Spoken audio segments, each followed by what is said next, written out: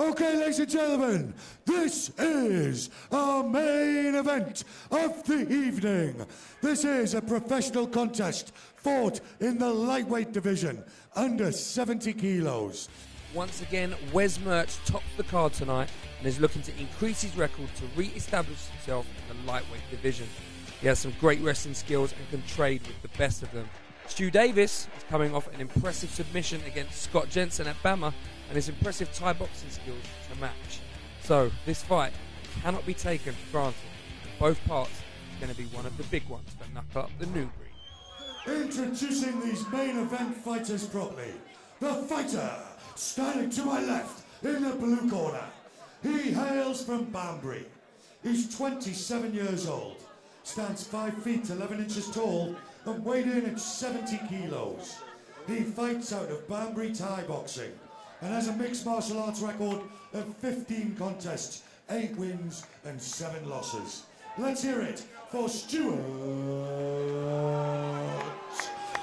Davies. And his opponent, the fighter standing to my right in the red corner. He hails from Bristol. He's 27 years old, stands 5 feet 10 inches tall and weighed in at 70 kilos.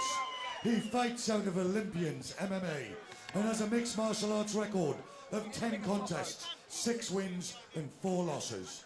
Let's hear it for Wes the Immortal. You know, Wes always has great support here as well at our events. I mean, that's got to count for something as well. I mean, you've got that many people cheering for you. It's got to have some, psychological effect. Yeah, without a doubt. When you think you don't have anything left to give, you hear the crowd chanting your name, and you know what? You just find the will to go on. Yeah. And I know both of these guys are very appreciative of the fan support that they get here. Oh, definitely. And now here's the funny thing. Look at that intensity. These guys are actually pretty good friends. That's what I'm saying, man. That's why I love this sport. But at the end of the day, both of these guys got paid to do a job. Yeah, and everyone wants to win. It's simple. So now you have Stu Davies on the outside in the black and gold Thai boxing trunks, and you have Wesley Mertz in the white Olympia trunks. Now, Wesley has got taken the center of the ring. That's smart in that, if he's looking for a takedown, which he is immediately, cuts down distance. As well. Oh, wow. Huge double leg slam to start the beginning of the first round. That's take your breath away. Now he's landing some shots, going to soften Stu up a little bit. Stu, however, looking for a possible ankle lock going. Now Wes is going to twist out of that.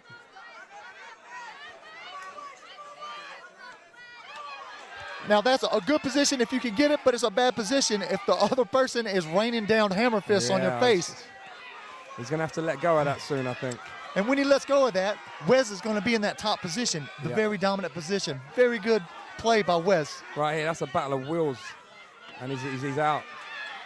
Now, Wes looks to pass, goes straight to side mount. Stu's using the cage. However, Wes got hip to that and took him away from the cage. That's a professional there. He knew that cage was going to help him. Straight off of it, pulled him away, and now he's on side mount. Well, nearly. Now, the thing that impresses me about Stu is he's not content to lay flat on his back, because a flat back is bad because you don't have any mobility in the hips. Immediately, when he goes to his back, you'll see him float the hips left or right. Yep. Now Wes is dropping elbows from that, it looks like a modified half guard. And both guys are showing real good technique, both from the bottom and from the top. Nice elbow strikes again. And just remember, this isn't an amateur bout. This is professional, so they're allowed to elbow to the face on this one, Dane. Yeah, see, that's the thing that I'm kind of there with the rules. Knees and elbows to the face profile. Obviously, we didn't have that in the amateur bouts earlier. But it automatically makes it more exciting. It's just, it just feels like there's action happening the whole way through. Yeah, I mean, whenever you have Wes is hitting he's landing some punches that have got to be hurting Stu right now. And he's just cutting through the legs of Stu very easily. Now, look, he's using the left leg to pin down the arm so he can set up for strikes.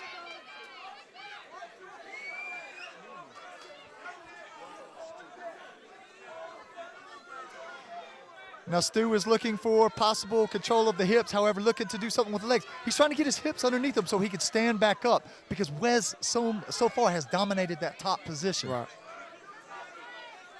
But what Stu has to be careful of, that he doesn't allow space for that uppercut or small punches down through the middle. Going for a Kimura. He's got that locked in, and that is really, and that's it. Wow. See, that's just technical. That was just so technical. Now, I'll tell you what, that was locked in very, very tightly. But here's the thing, the rules are you go for the tap out until the ref stops it. Of course, and listen, that's what he's got to do, otherwise there's no point in doing it. Stu does look like he's got a bit of a problem with his shoulder there, but what a great submission. Now look at the sportsmanship from Wes. Wes went to go check on his opponent and his friend, Stu. And guys, listen, take nothing away from Stu. Stu did the right things. He just unfortunately, got caught. That's the thing with MMA. It's difficult. A fight can be over instantly. It doesn't matter. I mean, don't get me wrong. They're both great fighters, but you get the right, you get the right hold, you get the right submission. That's it. It's over.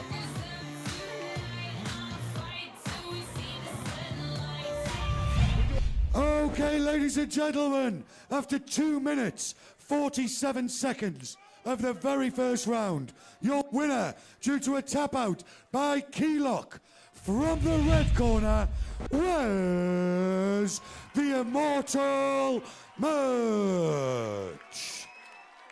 But let's hear it for a very gallant runner-up. Let's hear it for Stuart Davies. Over to Dane.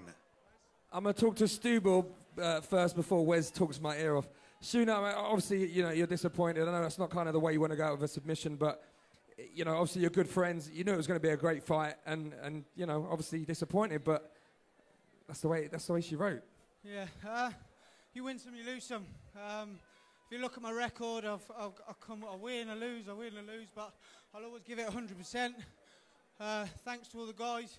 Elements MMA, Mick Broston, my coach, my son Miles, my wife out in the audience. Thanks for Wes for taking the fight.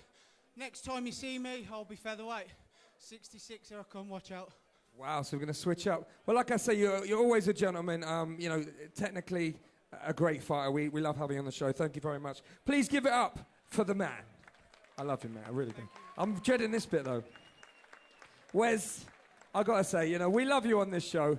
You're a little firecracker. You're good to watch. A great fight. Like we say, we knew it was going to be a technical fight with you guys. Please put your hand down. I'm scared to give you this mic.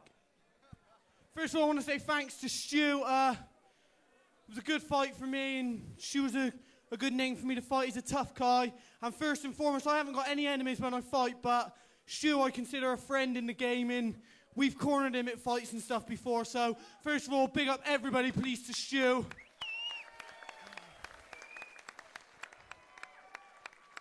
And a big thank you to Knuckle Up. First and foremost, Dane and Matt.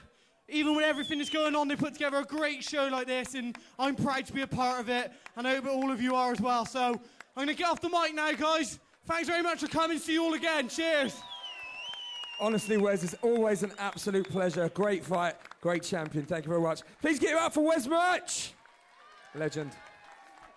Well, what can I say? It's been an action-packed night here at the Bath Pavilion for the New Breed 4. Please check out our website, www.knuckleup.co.uk, all the latest news and events, and also to find out when our next instalment is the Knuckle Up, the New Breed.